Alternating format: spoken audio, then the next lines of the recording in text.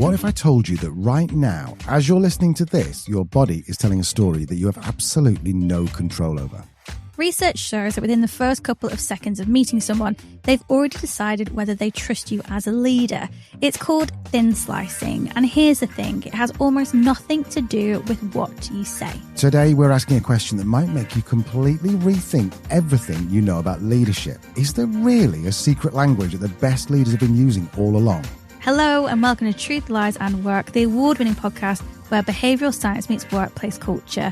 We are brought to you by the HubSpot Podcast Network, the audio destination for business professionals. My name is Leanne. I'm a chartered occupational psychologist. My name is Al. I'm a business owner. And we are here to help you simplify the science of work and create amazing workplace cultures. Today, we are joined by someone who spent 20 years conducting orchestras on almost every single continent, from the Jerusalem Symphony to the London Soloists Orchestra. Now, I know what you're thinking, conducting orchestras, what the heck has that got to do with being a great leader? Well, it turns out quite a lot. Roit Feldenkreis has taken everything she's learned about leading 100 musicians through high-stakes performances where there are literally no second chances, and she's brought those techniques into the boardroom. And what she's discovered is going to genuinely surprise you. You know how we always talk about the importance of clear communication in leadership? Well, it turns out that's actually only half the story. The research is pretty staggering. Some studies suggest that up to 93% of communication is non-verbal. But here's what's really interesting. Most leaders have absolutely no idea what their body is saying to their team. So today, we're going to go deep into the world of non-verbal leadership. We're going to find out if it's just corporate fluff word or if there's real science behind it. And, more importantly, we're going to give you the tools you need to master this hidden language of leadership. Because trust me, once you hear what Roit has to say, you'll never sit in a meeting the same way again. Are you ready to discover what your body's been saying about you all along? We're going to find out after this very short message from our lovely sponsors. HubSpot's Inbound Event 2025 is bringing together the brightest minds in business, AI, and entrepreneurship. We're talking Amy Poehler, the genius behind ChatGPT, Dario Moride, and Sean Evans from Hot Ones, because apparently even hot sauce interviews can teach us about business strategy. Yeah, September the 3rd until September the 5th in San Francisco. And no, this isn't just another one of those conferences where you pretend to take notes while secretly checking your phone. This is 3 full days of actionable insights that you can actually use to grow your business. What I love about this is the focus on practical application. We enjoy applied science here. You're not just sitting through fluffy keynotes, you're getting tactical breakout sessions, networking with people who are actually building things, and learning from entrepreneurs who figured out how to thrive in this AI-powered world. Plus, come on, you're in San Francisco, the global headquarters of Let's Disrupt Everything and See What Happens. It's the perfect place to meet your next co-founder, investor, or just someone who gets why you're obsessed with optimizing your customer acquisition funnel. Head to inbound.com/register to see the range of tickets, including VIP options. Fancy. Trust us, your future self will thank you for actually investing in learning something useful. Guess what, Al? What? We're going to be there. No, we're not. I am. I'm manifesting. Oh, okay. Yeah, you can come and meet us there. There you go. That's the reason to go and book your ticket today. VIP experience will no doubt include us. I'd imagine they'd invite us to the VIP area. So go and visit inbound.com/register to get your ticket today.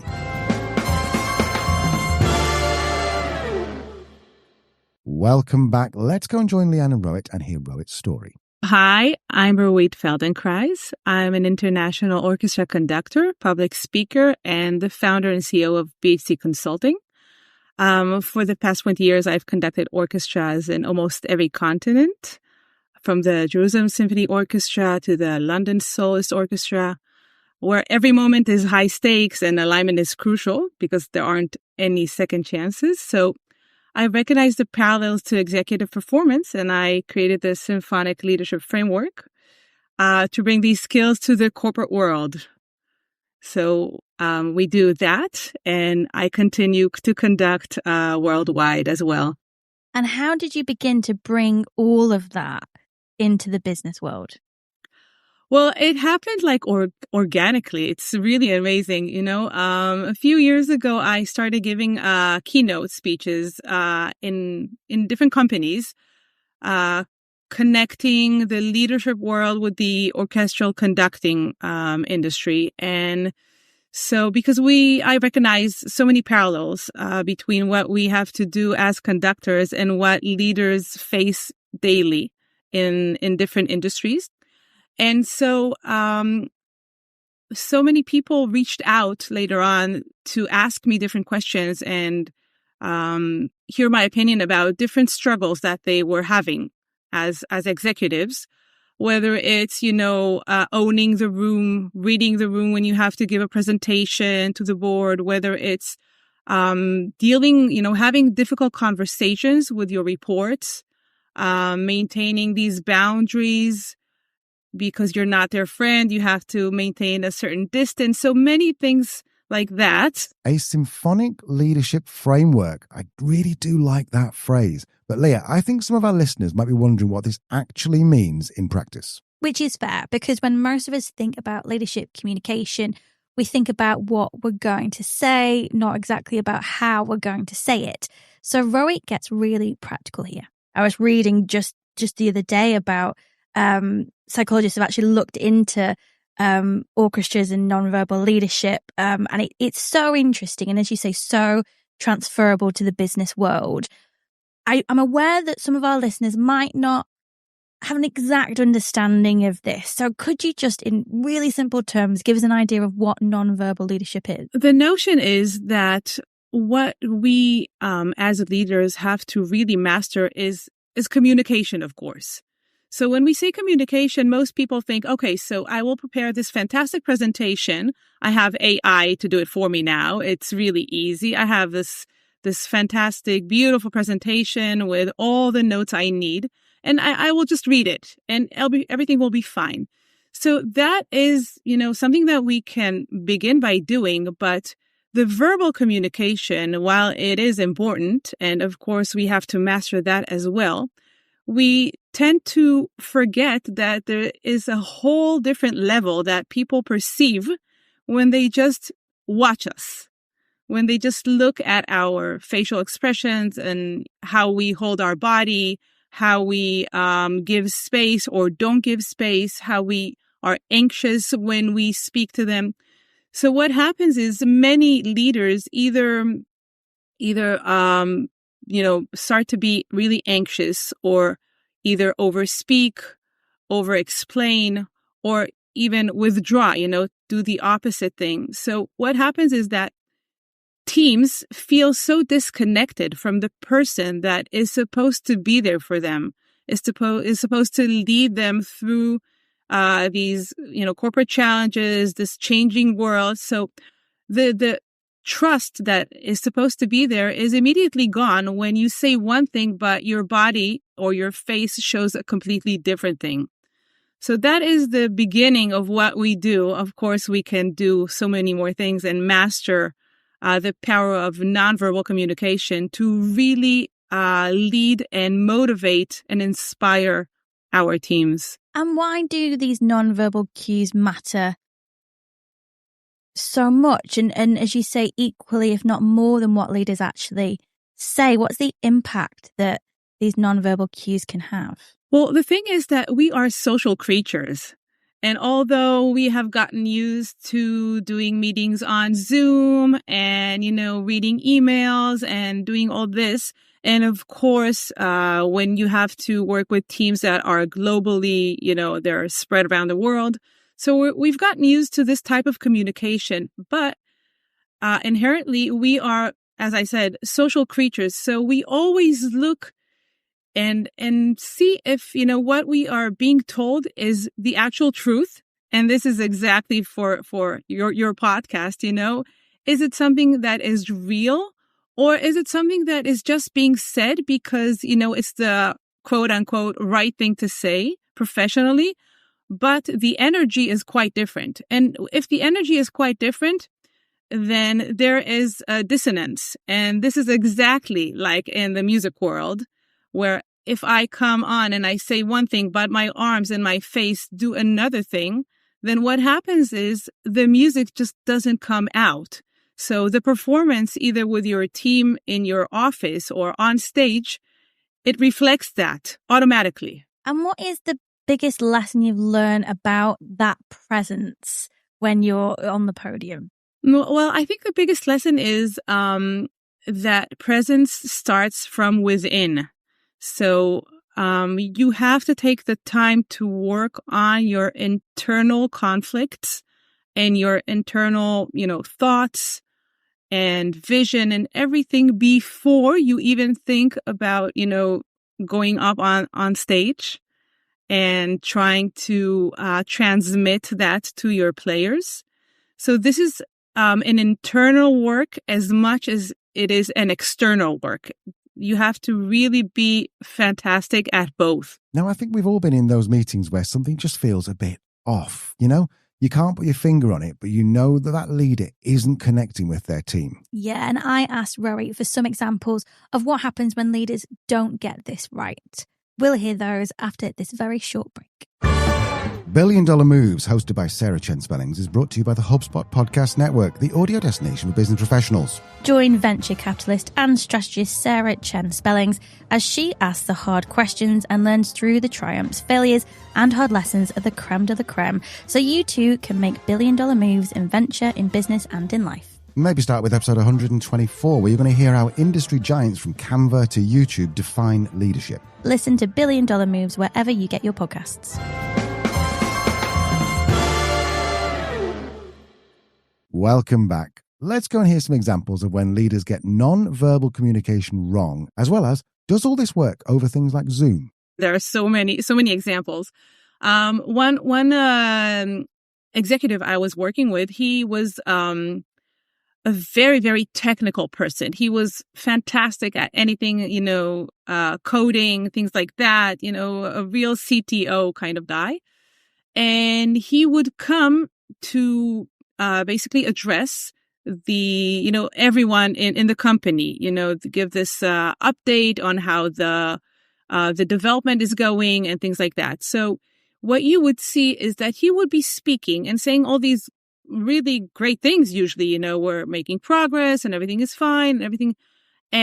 But there were just words, because he would not look his employers in the eye and tell them these things. He was just glance at the whole.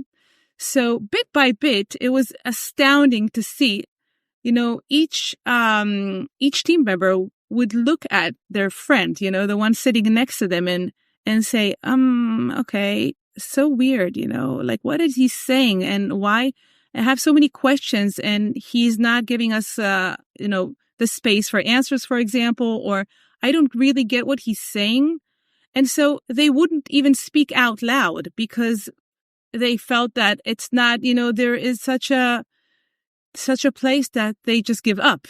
They just give up. So he would do that. He would do these little meetings every single week. And each week it had, it was worse and worse because the team members just knew that something was off. And as a leader, can you see that in your team if something's off? If their nonverbal isn't matching maybe the mood that you're trying to set, the vibe you're trying to set, the message you're trying to get across, is that also a signal for leaders to maybe adapt? Oh, for sure. Because I think, before things actually happen, before people leave, before people tell you that they are having a hard time, you can see that in their body language before anything else.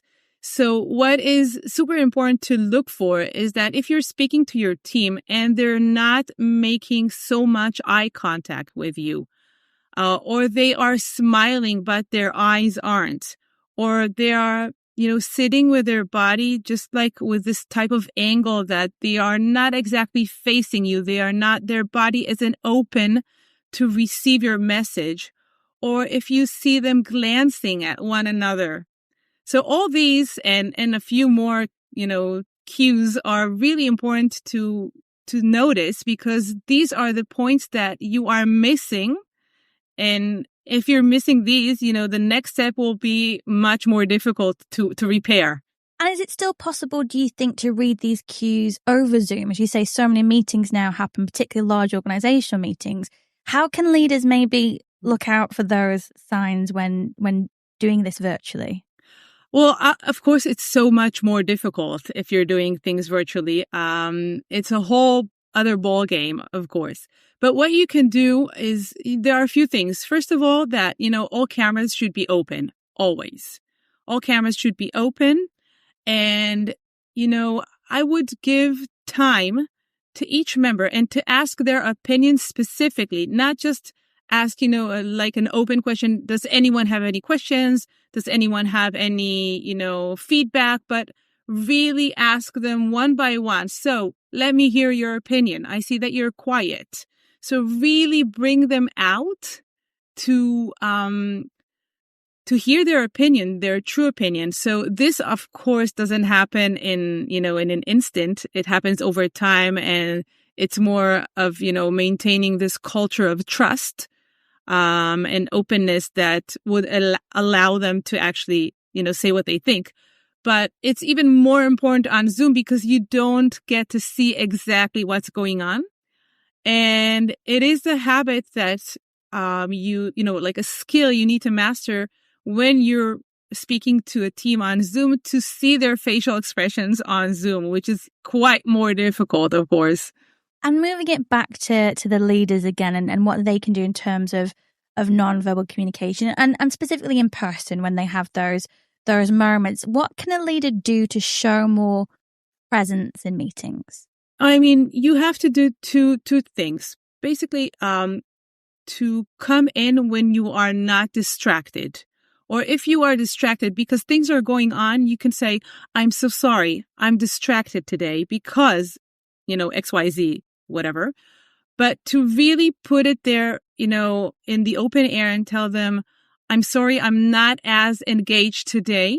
I have so many things going on. I want to get through this meeting and hear your thoughts. But keep in mind that I'm having this insane day of many different tasks that I have to get to. So then immediately they are with you. They are, they understand what you're going through. So sharing a bit of that is really, really crucial.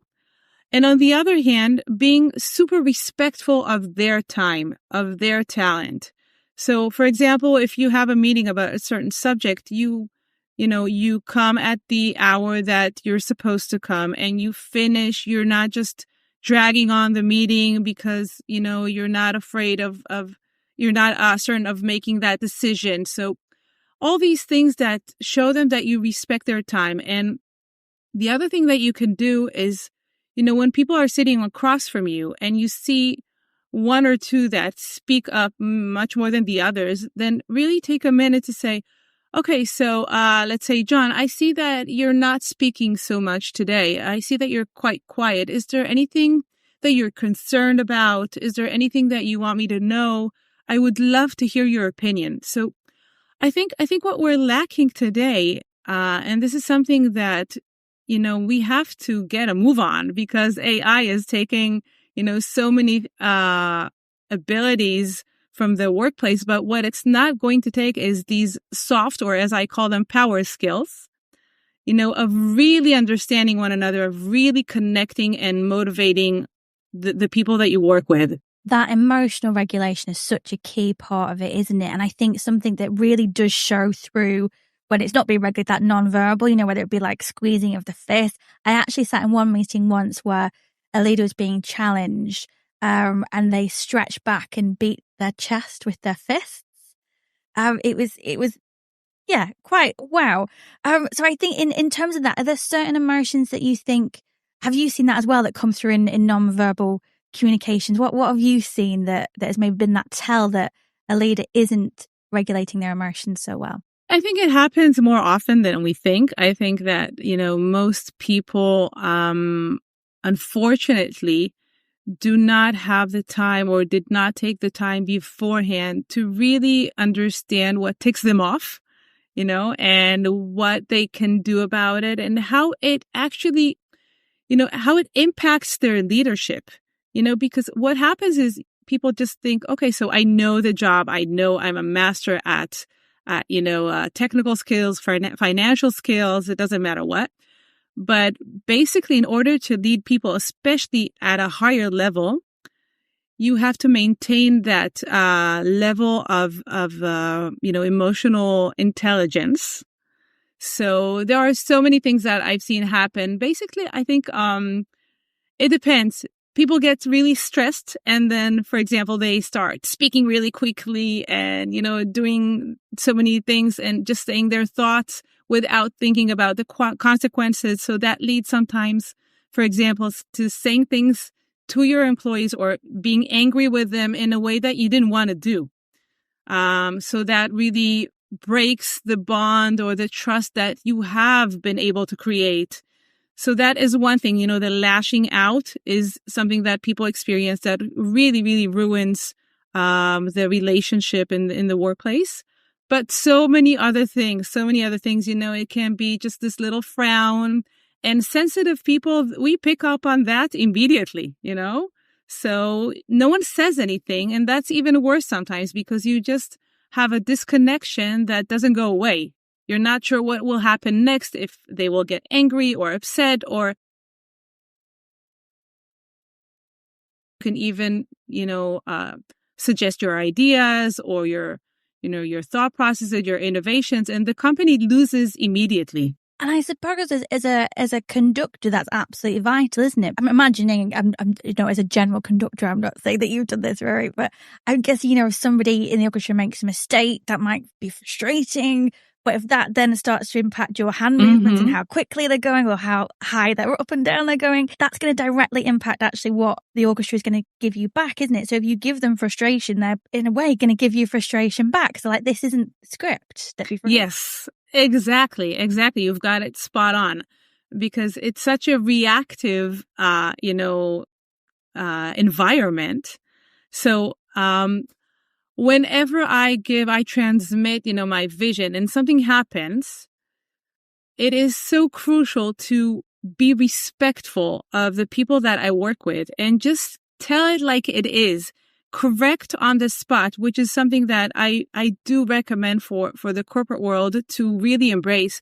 Correction on the spot saves you time in ways that a weekly meeting would do, or an email, nothing like that. So if you see a mistake being made, of course, it's different when you're on stage with 100 people and when you have your team spread around the world. Yeah, of course. But try to acknowledge things rapidly, because for me, when I'm on stage and something happens and, for example, the violin section makes a mistake, so I just stop immediately, or even sometimes I don't even stop. I just call it out and continue conducting. I tell them bar 58, much more legato here, or bar 52, you need to, or this was out of tune or not in tune enough, or things like that. And if I see that they nod while playing, and this is what we do constantly because we just don't have time. It's an insane time frame. Then I know that they have it done. They really understand what I want to do. But if they don't, I say, okay, let's stop for a minute and tell them exactly what's not working, correct, hear them play, and then continue. So immediately. I love that phrase, correction on the spot. But here's what I'm thinking, Leah. If I'm having a pretty bad day and someone makes a mistake, my immediate response probably isn't going to be super zen, is it? Exactly. And that is the entire point. You really can't fake this stuff. If internally you're a bit of a mess, that's going to show up in how you handle these moments. As a leader, it starts with you, it starts from within, in managing any conflicts first. Are there any tools or techniques that you'd recommend or have used to help leaders do that? Because it sounds quite simple and equally difficult to, figure out who I am and what kind of leader I want to be. Where does one start? Wow. That is a huge question, of course. And we don't have, the entire map for doing that, because it's a life's work. What I suggest, there are a few things I suggest, but the first one would be to master your own emotions. To master your own emotions, to know what triggers you, possibly why, but that's not even the point. When you're working with people, they are going to trigger you. They are going to upset you. You are going to get, frustrated or even angry at a certain time. So mastering your emotions as a leader is something that is so, so crucial. It's above anything else. And once you have that, and of course you can do that through therapy, through coaching, through different mindset exercises, or any types of of theory that works for you, or practice that works for you. But it's all about, if something happens, you have to stay calm. You have to stay collected. Otherwise, the people that you're supposed to lead, they are immediately going to see that you're off. And if you're off, they lose all certainty, all, the strategy, or the feeling of being safe in that place. Okay, there's a challenge, but we have this person, we have our leader here that will ultimately get us through the situation. In terms of, you say these leadership behaviors and the ways that they can communicate, can this be trained? Are some people just better at nonverbal than others? Are some people just naturally have better eye contact or hold their posture in a way that provides authority? Or can people learn to do that better? Oh, for sure. Some people have it, naturally. They are better communicators. They have it easier socially sometimes to engage with other people. And others might be a bit more insecure, withdrawn, or even just, introverts. It's fine. It's all fine. I mean, I'm an introvert, extrovert myself. I have both sides, so I totally get it. But these are all skills that you can learn for sure. And it's just like in music. I always say, in the years that I've been teaching, which I don't do so much right now, but I've taught for a few years. And I always say, you can always improve. So if someone comes to you with, this type of talent, you can always improve that. And if they come with a higher ability, you can improve on that as well. So that goes for you as a leader. And these are skills that you can master. And it also goes for your team. I mean, this is a point that I have to connect, because it also goes for your team. So you get these team members that are fantastic, but they might, be great at one thing and not so great at another. So you have to work with what you've got and continue to improve, with what you have. I'm wondering, do you have any favorites, either like good examples of presence or maybe quirky or what not to do? Well, I have quite a few. I think it depends on what you want to achieve. I do really enjoy, for example, Steve Bartlett's quiet presence. When he's interviewing, he has that really, really centered, grounded presence, that he knows who he is, what he brings to the world, why he's doing what he's doing. And that is also something to really, focus on. Why am I doing what I'm doing, So that can be one example. If I see, for people that go up on stage and have this really vibrant vibe to them, that's something that I personally really enjoy. So when I go up on stage and have to speak in front of, hundreds, thousands of people, I try to, bring that sense to elevate this feeling of, bubbly and really that excitement. So it transmits to my audience.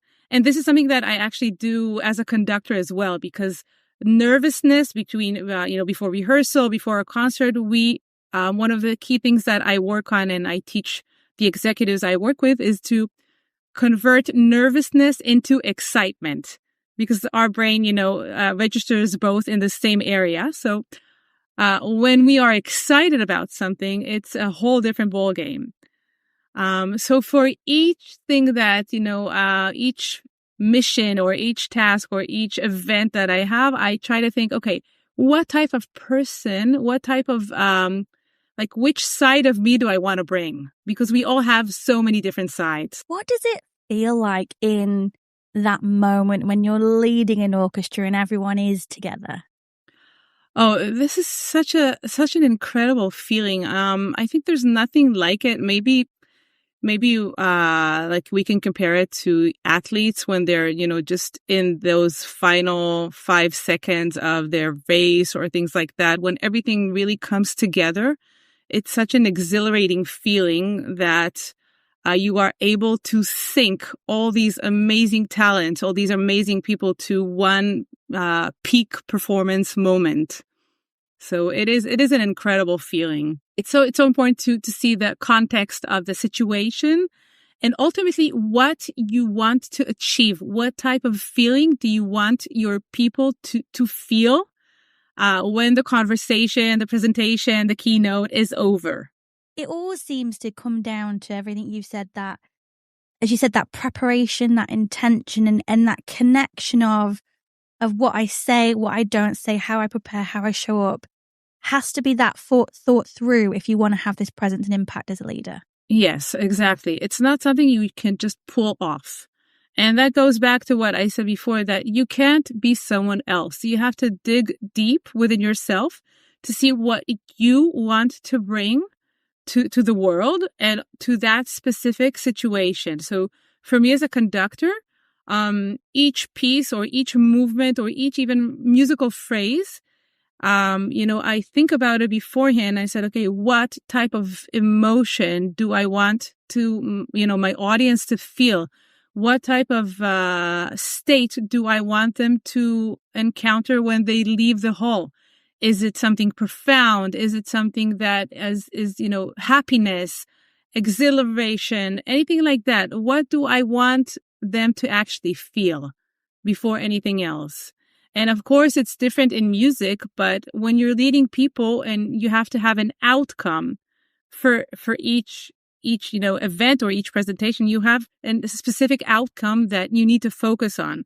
So that will give you the clues to which type of person you want to be there, what side to bring. You've given us so much to think about. If there's one thing that a listener would take from this conversation, what would you want it to be? Wow, just one thing. Let's see. I think that the most important thing that for me right now, I would suggest people to really focus on is to maintain that connection, that human connection that really is something real. It's not an AI crafting an email. It's not something that you've been told to do, but the actual connection that inspires people to do good things, in the world.